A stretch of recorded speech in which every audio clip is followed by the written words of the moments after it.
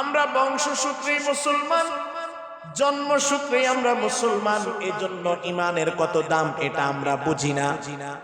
কিন্তু সাহাবায়ে কেরাম রিদওয়ানুল্লাহি তাআলা আলাইহিম আজমাইন, তাদের জীবনী যদি আপনি একটু দেখেন, ঈমান আনার কারণে সাহাবায়ে কেরাম ঈমানের পরীক্ষা দিয়েছেন, কত ত্যাগ স্বীকার তারা করেছেন। আমার ভাইরা গভীর মনোযোগ দিয়ে শুনুন, সাহাবায়ে কেরাম কত ঈমানি পরীক্ষা দিয়েছেন। রোমদের বিরুদ্ধে যুদ্ধে যখন ঝাঁপিয়ে পড়ে, লম্বা ঘটনা সংক্ষেপে বলছি, একটা পর্যায়ে রোমদের কাছে মুসলমানদের কিছু সাহাবী তাদের কাছে বন্দী হয়ে যায়। রোম ওই সম্রাট তাদেরকে নির্দেশ দিল যে তাদেরকে আমার রাজপ্রাসাদে নিয়ে আসো। বন্দী মুসলমানদেরকে রাজপ্রাসাদে নিয়ে আসা হলো। সকল বন্দীদেরকে রাজপ্রাসাদে নিয়ে এসে জেলখানার ভিতরে ঢুকিয়ে দেওয়া হলো। জিজ্ঞাসা করা হলো, তোমরা আমার বিরুদ্ধে যুদ্ধ করতে আসছো, তোমাদের দলের সেনাপতিকে? তারা বলল, আমাদের কোনো সেনাপতি নাই, আমাদের একজন আমির আছে। তোমাদের আমিরকে? ওই মুসলমানদের দলের ভিতর থেকে একজন যুবক দাঁড়িয়ে গেলেন, নাম হচ্ছে আব্দুল্লাহ ইবনে হুযাইফা। আব্দুল্লাহ ইবনে হুযাইফা দাঁড়িয়ে বললেন, আমি হচ্ছি মুসলমানদের এই দলের আমির, আপনি আমার সাথে কথা বলেন। আমার ভাইয়েরা, রোম সম্রাট আব্দুল্লাহ ইবনে হুযাইফাকে ডাক দিয়ে বলল, তুমি আমার বিরুদ্ধে যুদ্ধ করতে এসেছো, তুমি অনেক সুন্দর চেহারার লোক, আমি তোমাকে হত্যা করব না, আমি তোমাকে ছেড়ে দিব, তোমার জীবন আমি নষ্ট করব না, তবে আমার কিছু শর্ত আছে, এই শর্তগুলো যদি তুমি মেনে নাও তাহলে আমি তোমাকে হত্যা করব না। ইন্নাল হামদুলিল্লাহ, আলহামদুলিল্লাহি নাহমাদুহু ওয়া নাস্তাঈনুহু ওয়া নাস্তাগফিরুহু ونؤمن به ونتوكل عليه ونعوذ بالله من شرور أنفسنا ومن سيئات أعمالنا من يهده الله فلا مضل له ومن يضلله فلا هادي له ونشهد أن لا إله إلا الله وحده لا شريك له ونشهد أن سيدنا وسندنا وحبيبنا ومولانا محمدا عبد الله ورسوله الذي أرسله الله تعالى بالحق بشيرا ونذيرا وداعيا إلى الله بإذنه وسراجا وقمرا منيرا وقال تعالى في كلامه المجيد وفي فرقانه الحميد জবান ছেড়ে দিয়ে সকলে পড়ুন আউযু বিল্লাহি মিনাশ শাইতানির রাজীম বিসমিল্লাহির রাহমানির রহিম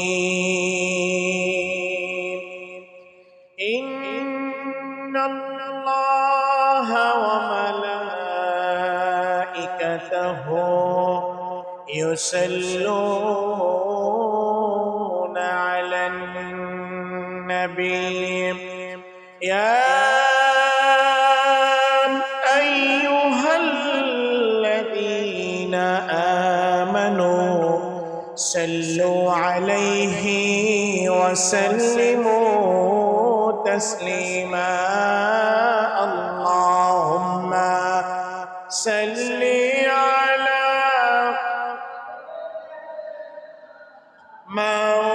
مولانا محمد وعلى آله سيدنا مولانا محمد اللهم صل على مولانا محمد وعلى آله سيدنا مولانا इश्क़ दुनिया डूबदा रे मन देखबी नबीजिर दीदार खुले जाबे चोखेर पर्दा दूर हबे मनेर आधार अल्लाहुम्मा सल्ली आला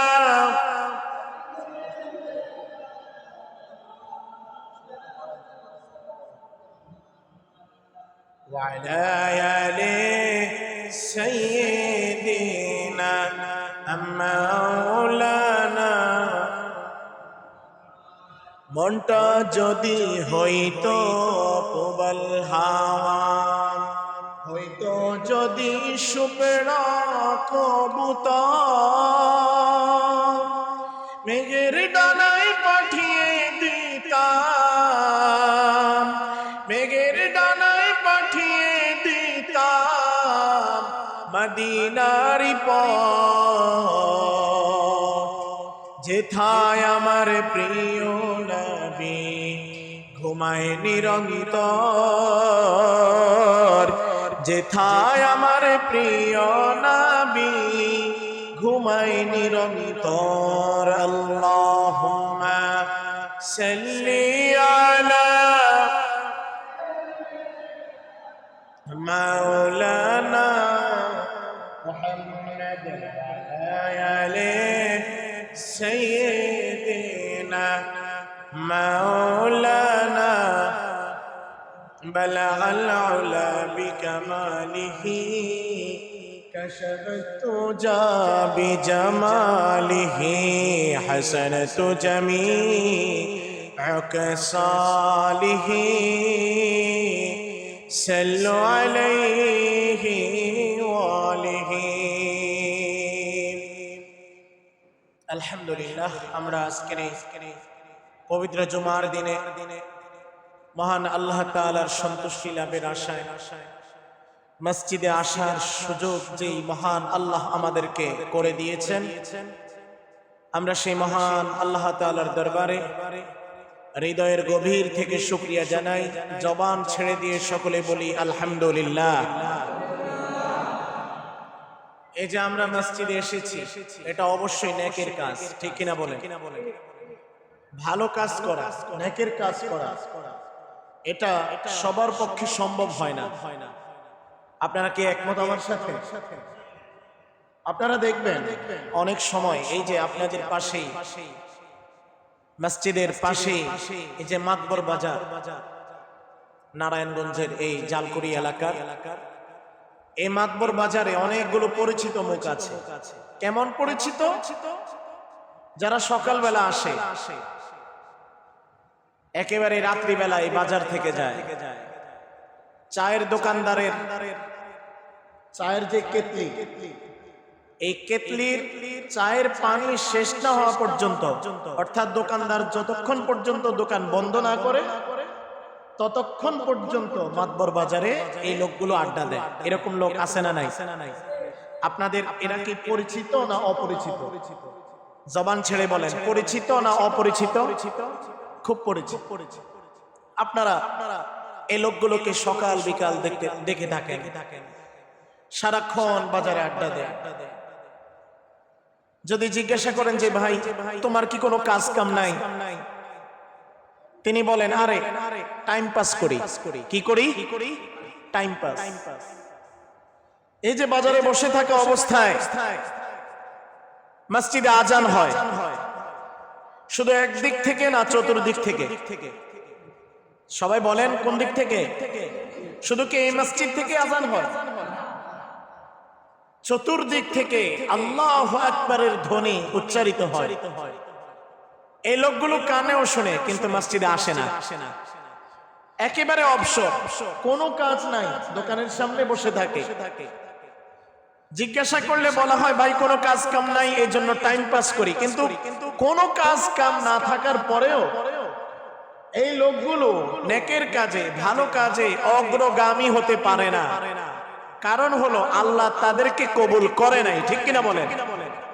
তার মানে আমরা বুঝতে পারলাম যে যে ভালো কাজ কোন ব্যক্তি ইচ্ছা করলেই করতে পারবে না, আল্লাহ তাকে কবুল করতে হবে। ঠিক কিনা আমার ভাইরা? আমরা ভালো কাজে অগ্রগামী হব। এই যে মসজিদে এসেছি, এটা অবশ্যই নেকের কাজ, অবশ্যই ভালো কাজ। এজন্য জবান ছেড়ে দিয়ে ওই মহান মনিবের দরবারে আল্লাহর দেওয়া জবান দিয়ে, আল্লাহর শিখানো ভাষায় সবাই বলেন আলহামদুলিল্লাহ। রাসূল করিম সাল্লাল্লাহু আলাইহি ওয়াসাল্লাম তার স্ত্রী আম্মা জান আয়েশা সিদ্দিকা রাদিয়াল্লাহু তাআলা আনহাকে তিনি বলেন, এ আয়েশা, কোন ভালো কাজকে, একেবারে ছোট্ট ভালো কাজ, একেবারে ছোট্ট নেকের কাজ, এই ছোট ভালো কাজকে, এই ছোট নেকের কাজকে একেবারে সচরাচর, একেবারে অল্প দামি, মানুষের কাছে তেমন কোনো দাম নাই। এই ছোট্ট কাজটাকেও, ভালো কাজটাকেও তুমি ছোট করে দেখতে পারবা না। আর গুনার কাজকে যত ছোটই গুনাহ হোক, এটাকে কখনো তুমি ছোট করে দেখতে পারবা না। ভালো কাজ অবশ্যই এটাকে বড় করে দেখবে, সেটা অনেক দামি ভালো কাজ হোক। গুনার কাজ যত ছোটই হোক, এটাকে অবশ্যই অনেক বড় হিসাবে দেখবে। তাহলে ভালো কাজও তোমার জীবন থেকে ছুটবে না, গুনার কাজ তোমার দ্বারা হবে না। বলেন সুবহানাল্লাহ। আমার ভাইরা, আল্লাহ তাআলার দরবারে প্রতিটা ভালো কাজের, প্রতিটা খারাপ কাজের, গুনার কাজের হিসাব আল্লাহর দরবারে হবে। ঠিক কিনা বলেন? আল্লাহ তাআলা কোরআনে কারীমে ইরশাদ করেন, ফামান ইয়ামাল মিসকালা যাররাতিন খায়রান ইয়ারাহ ওয়া মান ইয়ামাল মিসকালা যাররাতিন শাররান ইয়ারাহ। অনুপরিমাণ, যাররা পরিমাণ ভালো কাজ যদি তুমি এই দুনিয়াতে করো, তাহলে হাসরের ময়দানে, ময়দানে মাহশারে সেটা তুমি দেখতে পাবে। যাররা পরিমাণ খারাপ কাজ যদিও তুমি করো, তাহলেও সেটা হাসরের ময়দানে দেখতে পাবে। হযরত ওমর ফারুক রাদিয়াল্লাহু তাআলা আনহু এই আয়াতগুলো পড়তেন আর চোখ দিয়ে ধর করে পানি পড়তো। আহারে, আমি যেই কাজগুলো করছি এটা একেবারে ছোট থেকে ছোট, এটাও আল্লাহ আমার সামনে কিয়ামতের ময়দানে হাজির করবে। ভয়ে আল্লাহর সামনে কি জবাব দিব, এই ভয়ে তিনি কান্না করতেন। আল্লাহু আকবার। আমার ভাইরা, হাদিস শরীফে এসেছে আল্লাহ তাআলা ছোট ছোট নেকের কাজ দিয়েও অনেক সময় বান্দাদেরকে, তার বান্দীদেরকে ক্ষমা করে দিতে পারেন। বনি ইসরাইলের একজন মহিলার কথা এসেছে। বনি ইসরাইলের একজন নারী ব্যভিচারী ছিল। এমন কোন অন্যায় নাই, যেই অন্যায়, যেই অপরাধ তার এই অপরাধকে ছাড়িয়ে যাবে। ওই মহিলা শরীর দিয়ে অর্থ উপার্জন করত, বলেন নাউজুবিল্লাহ। এমন পাপ কাজ ওই মহিলা করত। একদিন যাওয়ার সময় সে দেখতে পেল একটা কূপের পাশে একটা কুকুর পানির পিপাসায় ঘেউ ঘেউ করছে। মহিলাটা অগ্রসর হলো, আহারে আল্লাহর সৃষ্টি, আমিও তো আল্লাহর সৃষ্টি, সব কিছুর ক্ষমতা আল্লাহ আমাকে দিয়েছেন, তারপরেও পাপ কাজ করি। এই কুকুরটা কি জন্য এত চিল্লাচিল্লি করছে, ঘেউ ঘেউ করছে, একটু দেখে আসি। কুকুরটার কাছে গিয়ে দেখলো কুকুরটা পানির পিপাসায় ঘেউ ঘেউ করছে, আর ওই পানি একেবারে কূপের নিচে। ওই জায়গা থেকে পানি উত্তোলন করে কুকুরটা পানি পান করে পানির তৃষ্ণা নিবারণ করতে পারবে না। আমার ভাইরা, এই মহিলার সঙ্গে সঙ্গে তার পায়ে চামড়ার মোজা ছিল, পায়ের থেকে মোজা খুলে পাশে রশি ছিল, রশির মধ্যে মোজাটা বেঁধে ওই কূপের একেবারে গভীরে ছেড়ে দিল। মজুতে করে যতটুকু পানি উত্তোলন করা যায় ততটুকু পানি এই মহিলা উত্তোলন করলো। এই মহিলা ততটুকু পানি উত্তোলন করে এই মহিলা এই পানিটা ওই তৃষ্ণার্ত কুকুরকে পান করালো। আমার ভাইরা, গভীর মনোযোগ দিয়ে শুনুন। আল্লাহর কাছে অনেক সময় ছোট ছোট বান্দার ছোট ছোট নেক কাজ নাজাতের ওসিলা হয়ে যেতে পারে। ওই মহিলা এই কুকুরকে, তৃষ্ণার্ত কুকুরকে পানি পান করায়া এই কুকুর তৃষ্ণা নিবারণ করলো। মহিলা বাড়িতে চলে গেল। গভীর রজনীতে মহিলা মৃত্যুবরণ করলো। সমাজের সবাই মনে করলে মহিলা তো পাপী, এই মহিলা অপরাধী, কারণ এই মহিলা ছিল ব্যভিচারী। এই জন্য সমাজের সবাই তাকে ঘৃণা করত। কিন্তু আল্লাহর হাবিব বলেন, এই ছোট্ট ভালো কাজ, আল্লাহর এক প্রাণী, আল্লাহর এক সৃষ্টি প্রাণী কুকুরকে পানি পান করানো, এটা আল্লাহর কাছে এত বেশি পছন্দনীয় হয়ে গেছে। আল্লাহ এই ছোট্ট ভালো কাজের বিনিময়ে এই ব্যভিচারী মহিলার জীবনের সব অপরাধ ক্ষমা করে দিয়া ওই মহিলাকে আল্লাহ জান্নাতের মেহমান বানিয়ে দিয়েছে। আমার ভাইরা, এজন্য ভালো কাজ যত ছোটই হোক কখনো এটাকে ছাড়া যাবে না। রাজি আছেন তো ইনশাআল্লাহ? আবার হাদিসে এটাও এসেছে, একজন মহিলা একটা বিড়ালকে বেঁধে রেখেছে। বেঁধে রাখতে রাখতে বিড়ালটা না খেয়ে থাকতে থাকতে একটা সময়ে এই বিড়ালটা মৃত্যুবরণ করেছে। এই বিড়ালটা না খেয়ে অনাহারে থেকে মৃত্যুবরণ করার কারণে আল্লাহ ওই যেই মহিলা বিড়ালটাকে বেঁধে রেখেছে, এই ছোট্ট একটা অন্যায় কাজ করার কারণে আল্লাহ ওই মহিলাকে জাহান্নামী বানিয়ে দিয়েছে। এজন্য ভাইরা আমার, দুইটা হাদিসের উদাহরণ থেকে আমরা এতটুকু বুঝতে পারলাম যে ভালো কাজ যত ছোটই হোক এটাকে ছাড়া যাবে। জবান ছেড়ে দিয়ে বলেন সবাই, ছাড়া যাবে। আর গুনার কাজ যত ছোটই হোক এটা কি করা যাবে? আল্লাহ আমাদেরকে বুঝ দান করেন, পড়ে না আমিন। আমার ভাইয়েরা, আল্লাহ তাআলা আমাদেরকে অনেকগুলো নিয়ামত দিয়ে ধন্য করেছেন। আল্লাহ তাআলা আমাদেরকে মানুষ হিসাবে সৃষ্টি করেছেন। সৃষ্টির শ্রেষ্ঠ জীব হিসাবে আল্লাহ আমাদেরকে ঘোষণা করেছেন। এই যে সুস্থতা, এটা আল্লাহ তাআলার দেওয়া অনেক বড় একটা নিয়ামত, ঠিক কিনা বলেন? যেই মুহূর্তে আপনি এই মসজিদে সুস্থ অবস্থায় বসে আছেন, যেই মুহূর্তে আপনি সুস্থ অবস্থায় মসজিদে বসে মসজিদের মধ্যে বসে আল্লাহর উপরে আপনি শুকরিয়া আদায় করতে পারেন না, হাজারো অভিযোগ আল্লাহর উপরে। আল্লাহ আমারে অর্থ দেও নাই, আল্লাহ আমারে টাকা দেও নাই, আল্লাহ আমাকে পয়সা দেও নাই।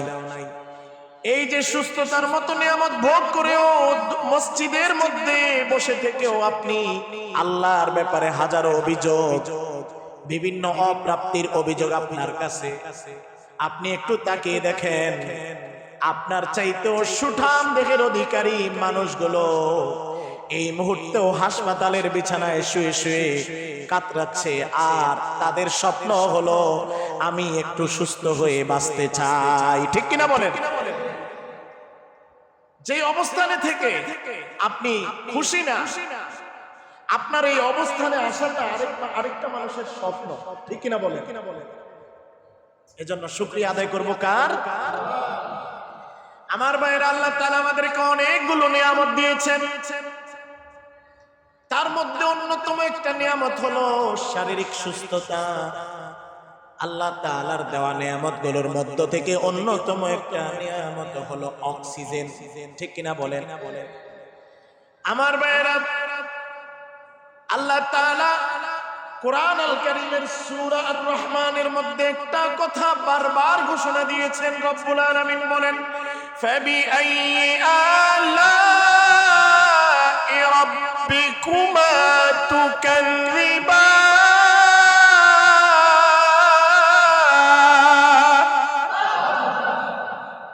আল্লাহ তাআলা বারবার এই সূরাতুর রহমানে ঘোষণা দিলেন, ও আমার বান্দারা, আমার কোন নিয়ামত এমন আছে তুমি এই নিয়ামতকে অস্বীকার করতে পারবে? পারবো আমরা? আমার ভাইয়েরা, আমরা মুসলমান, আমরা ঈমানদার।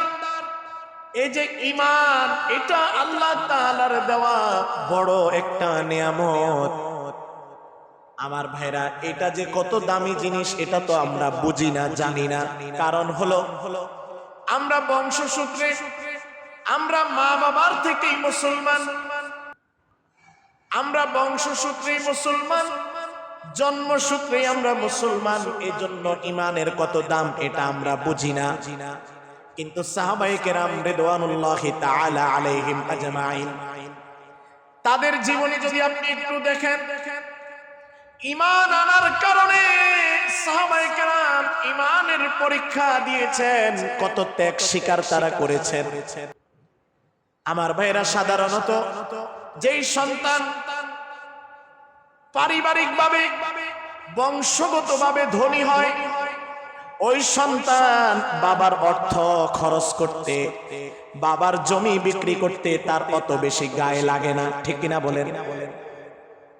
যে সন্তান কখনো কষ্ট দেখে নাই, দুঃখ দেখে নাই, যেই সন্তান বাবার থেকে কোটিপতি, বংশগতভাবেই শিল্পপতি, অনেক প্রচুর অর্থের মালিক, ওই সন্তানের কাছে টাকা পয়সার, জমি জামার, বিল্ডিং বাড়ির অত বেশি দাম আছে। আর যেই সন্তান নিজে কষ্টার্জিত অর্থে ছোট্ট একটা বাড়ি নির্মাণ করে, অল্প কিছু অর্থের মালিক হয়, ওই ব্যক্তি ওই অল্প কিছু অর্থ এখান থেকে ব্যয় করতে তার কলিজায় কেঁপে উঠে। ঠিক কিনা বলেন? আমার ভাইরা, বাবার অনেক সম্পত্তি, কিন্তু ওই জায়গায় একদিনও ঘুরেও দেখে না, মাসে একবার। কিন্তু নিজে 2 কাঠা জায়গা কিনছে, সকালেও যায় বিকালেও যায়। এটা কি বাস্তবতা না অবাস্তব? বাবার সম্পদ অনেক আছে, ওই জায়গায় ফিরেও তাকায় না মাসে একবার। আর নিজে 2 কাঠা কিনছে। কয় কাঠা? এখানে আপনাদের এদিকে কাঠা প্রতি 20 থেকে 25 লক্ষ। মনে করেন 50 লক্ষ টাকার জায়গা সন্তান কিনছে, কিন্তু বাবার কোটি টাকার সম্পদ পড়ে আছে, ওইদিকে ফিরেও তাকায় না, মাসেও একবার যায় না। কিন্তু নিজে যে মাত্র 50 লক্ষ টাকা দিয়ে 2 কাঠা কিনছে, ওই জায়গায় সকালেও যায় বিকালেও যায়। আছে না নাই? আমার মায়েরা, আমরা তো বংশসূত্রে জন্মগতভাবে মুসলমান, জন্মগতভাবে ঈমানদার। জন্ম মা বাবার থেকেই আমরা মুসলমান, মা বাবাও মুসলমান, আমরাও মুসলমান। এই জন্য ঈমানের দাম আমরা বুঝি না। ঈমান এটা যে কত বড় একটা দৌলত, কত বড় একটা নিয়ামত, কত বড় একটা সম্পদ। যারা ঈমান আনতে গিয়ে জীবন পর্যন্ত দিয়েছেন, তাদের জীবনে পড়লে আমরা বুঝতে পারি। আমার ভাইয়েরা, যেই ব্যক্তি যত বড় ঈমানদার, ওই ব্যক্তির জীবনে তত বেশি পরীক্ষা হয়েছে, ঠিক কিনা বলেন? দুনিয়াতে আল্লাহ তাআলা যতজন নবী রাসূল প্রেরণ করেছেন, একজন নবী রাসূলও পরীক্ষা দেওয়া ছাড়া উত্তীর্ণ হয় নাই। প্রতিটা নবীকে আল্লাহ তাআলা পরীক্ষা করেছেন। আমার ভাইরা, মুসা আলাইহিস সালাম, তাকে আল্লাহ তাআলা পরীক্ষা করেছেন। তার সময় কাকে পাঠিয়েছেন? ফেরাউনকে পাঠায়া আল্লাহ তাআলা মুসা নবীকে পরীক্ষা করালেন। ইব্রাহিম নবীকে অগ্নিকাণ্ডের ভিতরে নিক্ষেপ করে পরীক্ষা করালেন, ঠিক কিনা বলেন? আমার ভাইরা, এইভাবে করে প্রতিজন নবীকে আল্লাহ তাআলা পরীক্ষার মধ্য দিয়ে উত্তীর্ণ করালেন। যার ঈমান যত মজবুত, তার পরীক্ষাও তত বড় হয়ে যায়। আপনি বলতে পারেন আমার তো মুসিবত নাই, আমার তো বিপদ নাই। বুঝতে হবে আপনি এখনো ওই মানের ছাত্র হতে পারেন নাই। যেই মানের ছাত্র হলে আপনি পরীক্ষায় অংশগ্রহণ করতে পারবেন। পরীক্ষায় সবাই অংশগ্রহণ করতে পারে না। এসএসসি পরীক্ষার আগে একটা টেস্ট পরীক্ষা হয়। টেস্ট পরীক্ষায় যারা ভালো ফলাফল করে, শিক্ষকরা যাকে মনে করে এই ছাত্রটা ফাইনাল পরীক্ষায় গেলে ভালো রেজাল্ট করবে, স্কুলের সুনাম সুখ্যাতি ছড়িয়ে দিবে, ওই ছেলেটাকে ফর্ম ফিল আপ করায়। যেই ছেলেটা 10 থেকে 12 সাবজেক্ট ফেল করে, ওই ছেলেটাকে ফর্ম ফিল আপ করায় না।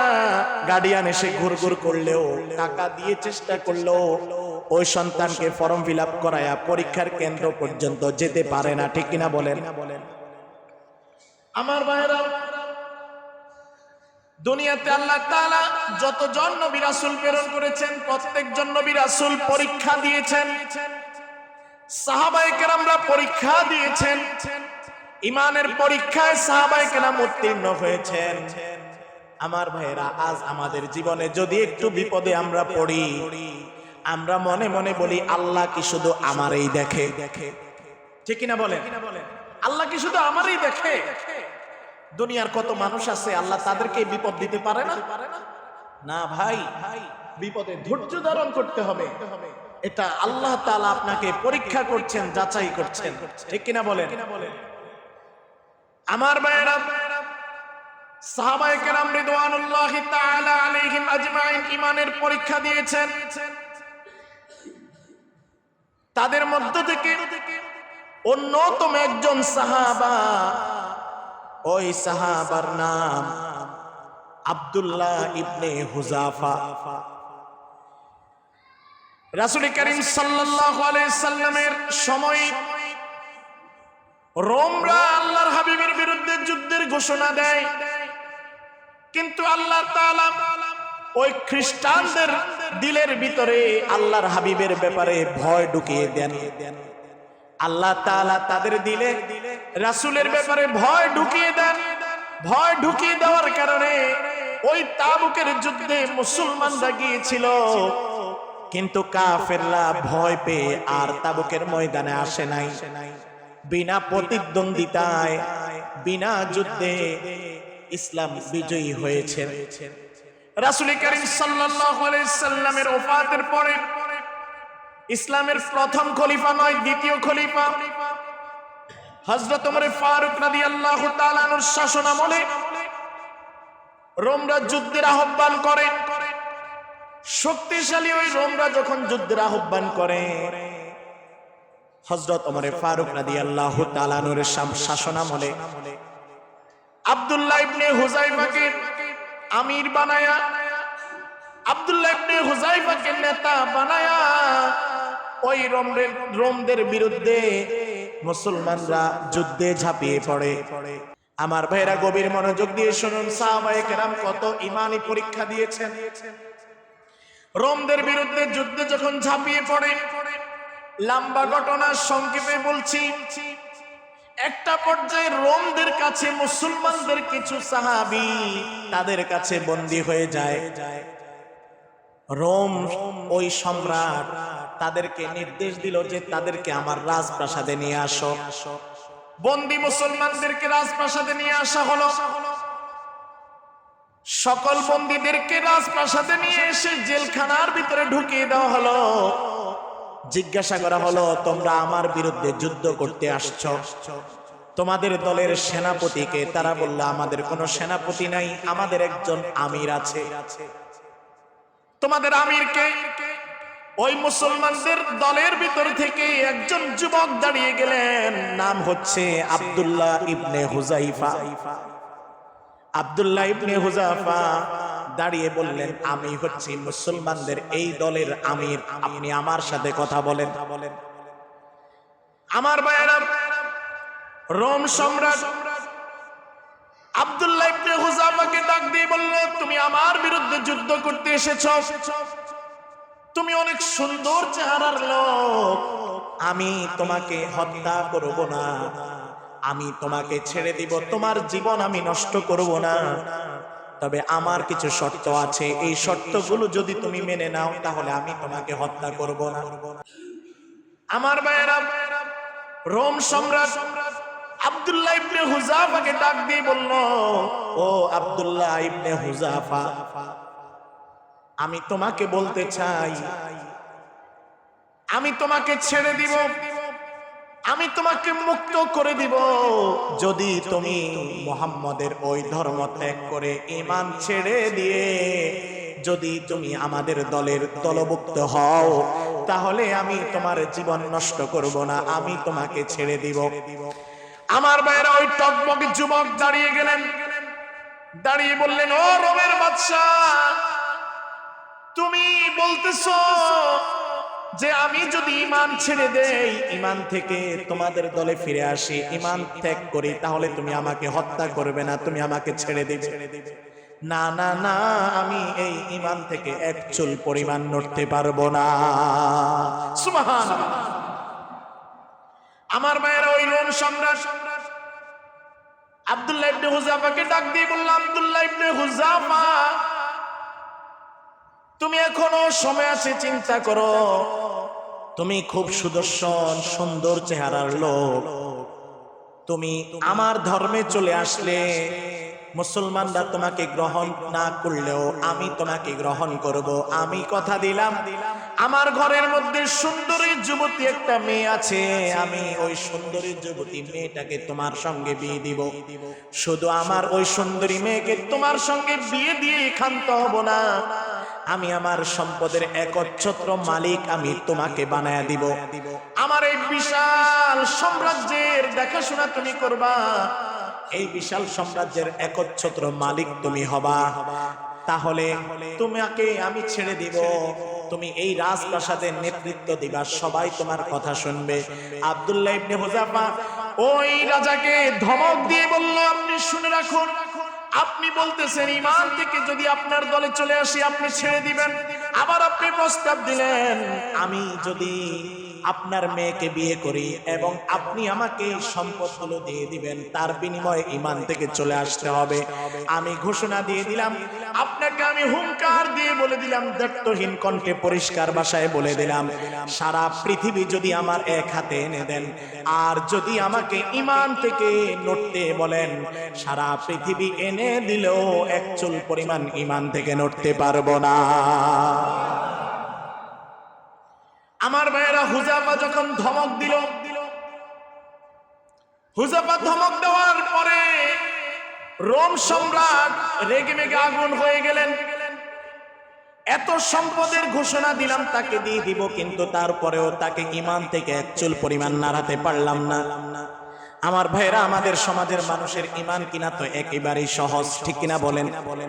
এক কাপ চা যদি পান খায়, একটা পান, আর যদি সিগারেটের অভ্যাস থাকে, একটা সিগারেট খাওয়াইলেই ওই লোক তার পিছনে ঘুরঘুর করে, আছে না নাই?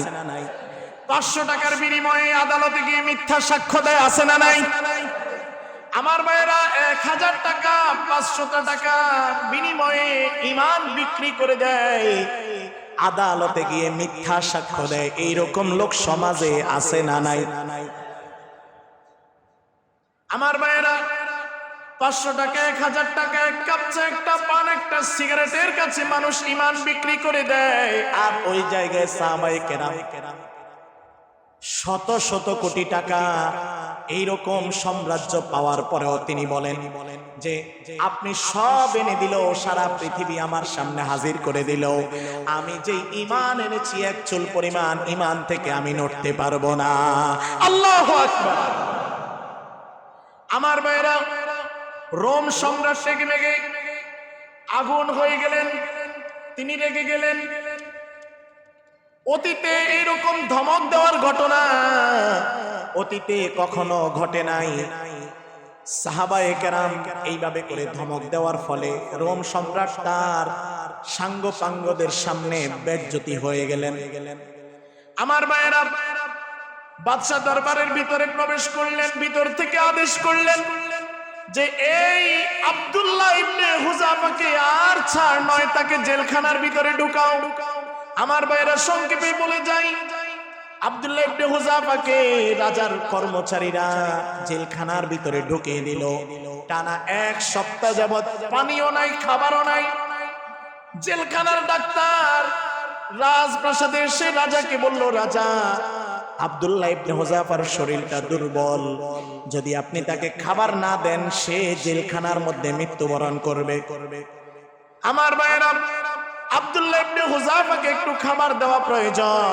ডাক্তারের এই কথা শুনে ওই রাজা চিন্তা করলো যে ঈমানের দিক দিয়ে শারীরিকভাবে যেহেতু দুর্বল, ঈমানের দিক দিয়েও একটু দুর্বল করার দরকার আছে। আব্দুল্লাহ ইবনে হুযাফাকে রাজা অনুমতি দিলেন, তাকে খাবার দাও, তবে খাবারের মধ্যে 2টা মেনু থাকবে। একটা হলো শুকরের গোশত, আরেকটা হলো মদ মেশানো পানি। বলেন নাউজুবিল্লাহ। রাজা চিন্তা করলেন, না খাওয়া জেলখানার মধ্যে রাখাতে শারীরিকভাবে দুর্বল হয়ে পড়েছে, আর এই সময় ক্ষুধার্তের মধ্যে যদি আমি তাকে ওই শুকরের গোশত হারাম না হালাল? সবাই বলেন, মদ হারাম না হালাল? ইয়াবা হারাম না হালাল? গাঁজা হারাম না হালাল? পেন্সিডিল হারাম না হালাল? আমার ভাইরা, আপনারা স্বীকৃতি দিলেন পেন্সিডিল হারাম, মদ হারাম, ইয়াবা হারাম, গাঁজা হারাম, কিন্তু তারপরেও এই সমাজে এগুলোর প্রচলন আছে না নাই? টাকা দিয়ে মানুষ কিনে কিনা? এই সমাজে মানুষ এগুলো বিক্রি করে কিনা? আমার ভাইরা, সাবধান হয়ে যেতে হবে। আপনি একটু লক্ষ্য করুন, এই ক্ষুধার্ত 1 সপ্তাহ পানি এবং খাবার না খেয়ে সাহাবী হুযাইফা তিনি একেবারে শারীরিকভাবে দুর্বল হয়ে পড়লেন। শারীরিকভাবে দুর্বল হয়ে পড়ার পরে বাদশা চিন্তা করলো, আমি যদি এই সময়ে তাকে যদি একটু হারাম খাওয়াতে পারি, হারাম খাওয়ালে ঈমান দুর্বল হয়ে যায়, আমি যদি তাকে একটু হারাম খাওয়াতে পারি তাহলে আমি তাকে কাবু করতে পারবো, আমার নিয়ন্ত্রণে আনতে পারবো। আমার ভাইরা, বাদশা তাকে 2টা খাবার দিলেন, একটা হলো শুকরের গোশত আর একটা হলো মদ মেশানো পানি। হুযাইফার সামনে ডাক্তার এনে দিল যে, হুযাইফা, তুমি যদি না খাও তাহলে অসুস্থ হয়ে পড়বে, প্রাণনাশের অবস্থা তোমার আছে, মৃত্যুবরণ করবে, তুমি একটু এই খাবারগুলো খেয়ে নাও। হুযাইফা এই দুর্বল অবস্থায় ওই ডাক্তারকে ধমক দিয়ে বলল, এইটা আমার ধর্মে হারাম, ইসলামে এটা হারাম, আমি মরে গেলেও 1 চুল পরিমাণ হারাম খাবার আমি আমার এই দেহে ঢুকাবো না। আমার ভাইরা, মরে গেলেও হারাম খাবার আমি আমার এই দেহে ঢুকাবো না। কিন্তু সেই মুসলমান আমরা হয়ে হারাম খাওয়ার জন্য মারামারি সমাজে আছে না নাই? সুদের টাকা নিয়ে মারামারি এই সমাজে নাই? আছে ভাই, আছে। আমার ভাইরা, কাউকে ব্যক্তিগতভাবে আক্রমণ করার জন্য বলি না, ওয়াল্লাহি ওয়াল্লাহি ওয়াল্লাহি আমার কোনো স্বার্থ নাই, আপনাদের কারো সাথে আমার ব্যক্তিগত কোনো আক্রোশ নাই, আপনাদের কারো বাড়ির পাশে আমার কোনো জায়গাও নাই। শুধু আল্লাহর জন্য বলি, আপনাদেরকে জাহান্নামের পথ থেকে ফিরিয়ে জান্নাতের পথে ফিরিয়ে নেবার জন্য বলি।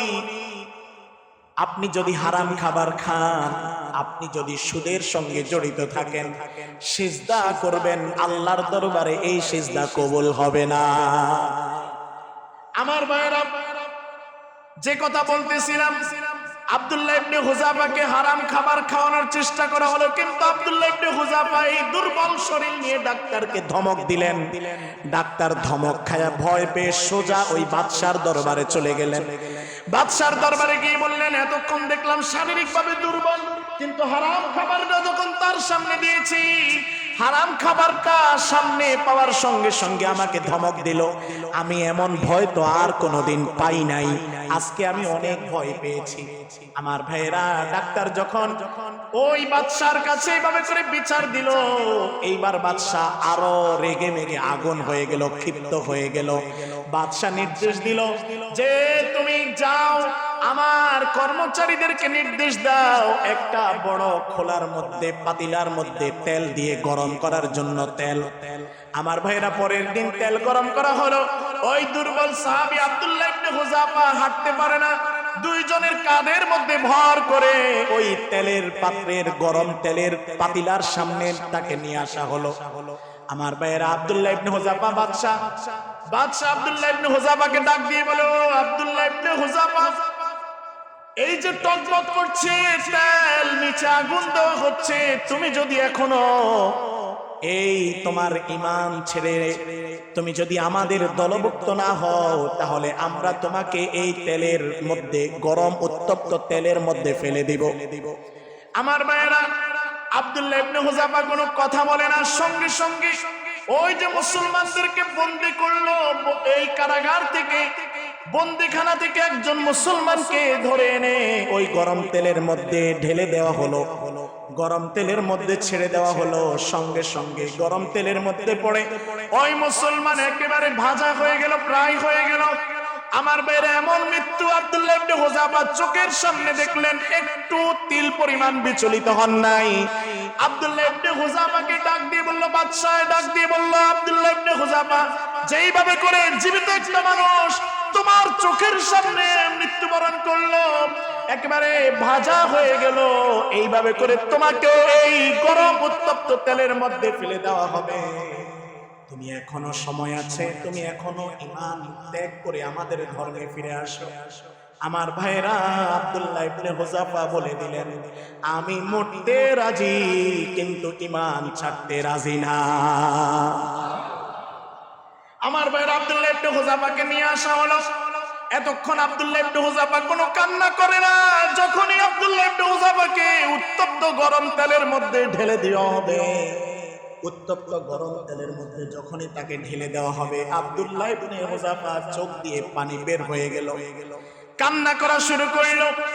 বাদশা মনে করলো যে হয়তো তার স্ত্রী, সন্তান, পরিবারের কথা মনে পড়ে গেছে, বাঁচতে মনে চায়, হয়তো এখন সে আমাদের দলে ফিরে আসবে। আব্দুল্লাহ ইবনে হুযাফাকে ডাক দিয়ে বললে, এতক্ষণ তুমি কোনো কান্না করো নাই, এখন কেন কান্না করছো? আমরা বুঝতে পারছি তোমার পরিবারের কথা মনে পড়ে গেছে।